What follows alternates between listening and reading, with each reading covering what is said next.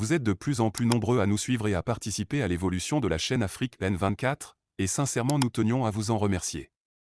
Nous lisons tous vos commentaires qui enrichissent le débat et vraiment nous vous demandons de nous soutenir, en aimant les vidéos pour une large diffusion, et pour continuer à avoir une ligne éditoriale indépendante, et vous proposer de nouvelles émissions toujours de plus en plus enrichissantes. Ne restons pas passifs, soyons actifs. Merci et à bientôt. Bonjour l'Afrique, bonjour le Togo, bonjour les amis. Le dicton dit qu'il n'y a jamais un sans deux et deux sans trois. Comme pour vous dire que si un pays a déjà fait l'expérience de la voyoucratie, ne soyez pas étonnés qu'un second prenne le relais et qu'un troisième aussi tente de faire la même chose. Vous savez très bien que je suis d'une famille où il y a eu bon nombre d'historiens.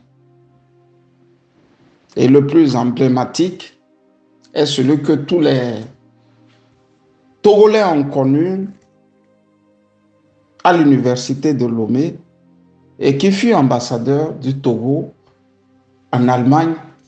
J'ai nommé Feu Ali Napo Pierre. Et comme il n'y a pas un sans deux, vous allez, si vous faites une petite remarque dans la famille Ali, retrouver beaucoup qui aiment l'histoire. Moi qui vous parle, je suis passé aussi par l'université d'Aix-la-Chapelle à Arnissi, où j'avais l'histoire comme matière secondaire. Vous m'aimez ou pas, c'est ça. Vous me détestez ou pas, c'est ça aussi. Parce qu'il y a des preuves manifestes et factuelles. J'ai voulu vous dire ici qu'en histoire, on nous a toujours appris à mettre tout problème dans son contexte historique. Il n'y a pas un événement qu'on se mette à décrire sans l'avoir ramené au préalable dans son contexte historique. Et c'est l'erreur que les Africains font. Tout le temps, ils sont en train de guérir des maladies sans remettre la maladie dans son contexte historique. Comment la maladie est-elle arrivée? Ensuite, se poser les questions, pourquoi maintenant la maladie devient une maladie qui se propage et parfois même incurable? Si vous regardez très bien ce qui se passe dans la zone francophone, vous allez remarquer que tout part d'un pays appelé Togo. Je reprends.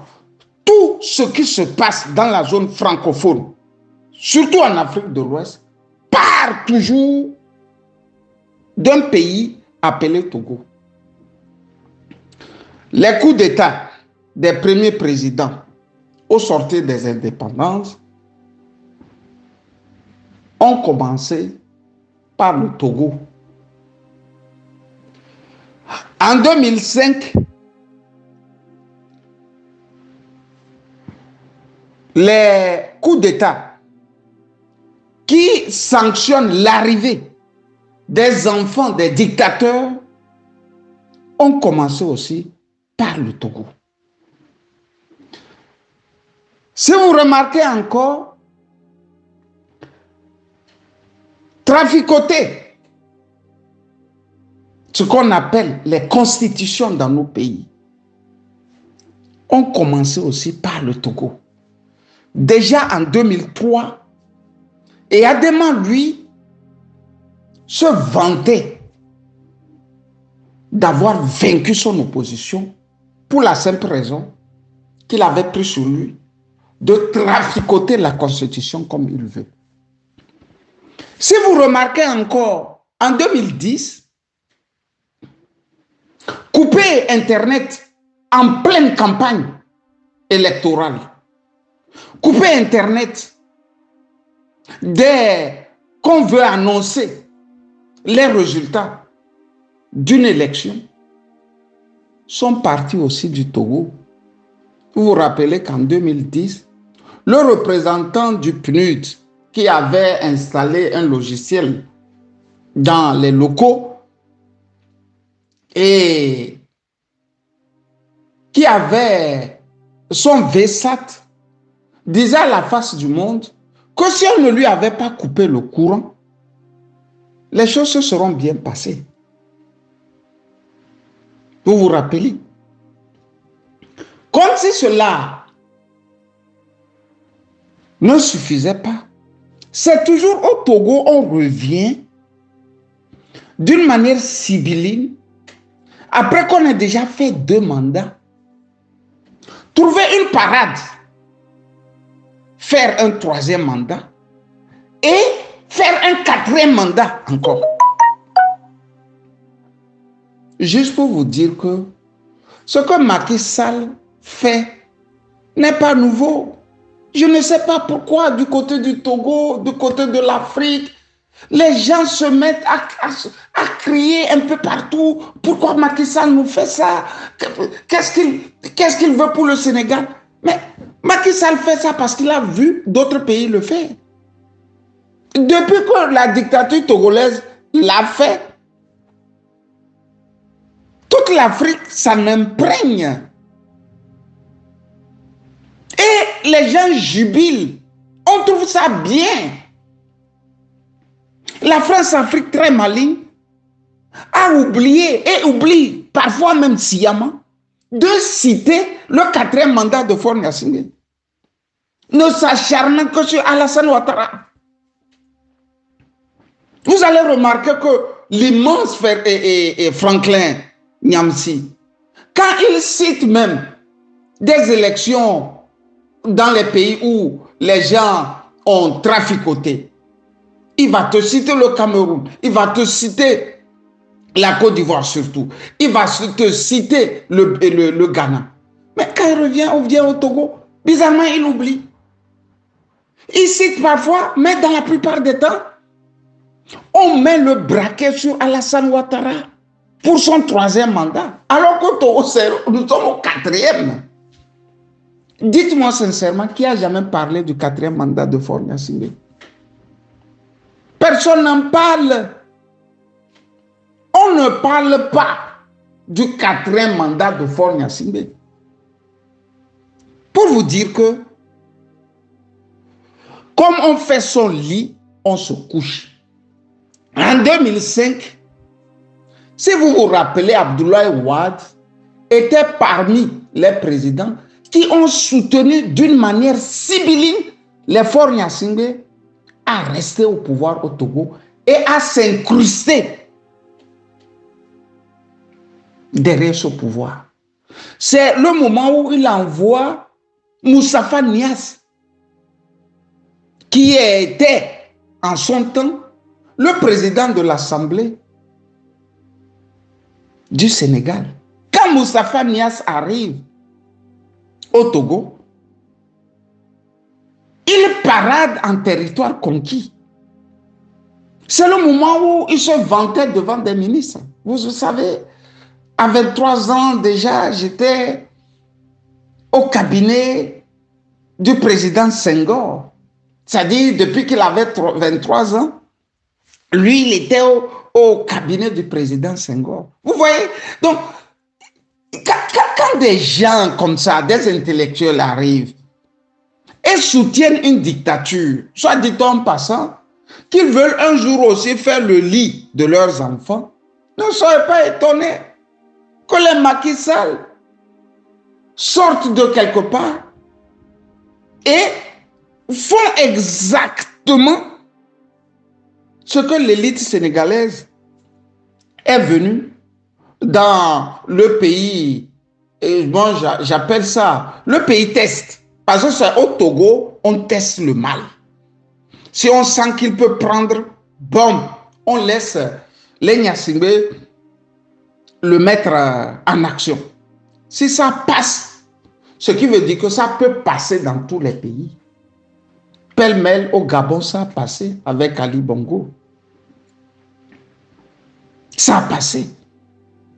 Ali Bongo est venu au pouvoir. Il n'était même pas premier, il n'était pas deuxième. Il était troisième lors des élections. Mais on va renverser les choses. On va ramener le premier au troisième rang et amener le troisième au premier rang et mettre le troisième au deuxième rang. Fin de course, vous avez vu comment Ali Bongo a géré et dirigé le Gabon. Le mal de l'Afrique n'est nulle part. Il est au Togo. Si l'Afrique de l'Ouest, l'Afrique dite francophone, se mobilise et écrase la dictature togolaise, beaucoup de choses vont changer. Macky Sall ne le fait pas parce qu'il compte sur lui-même. Il ne le fait pas parce qu'il compte sur ses conseillers. Il le fait parce que dans d'autres pays, ça a marché.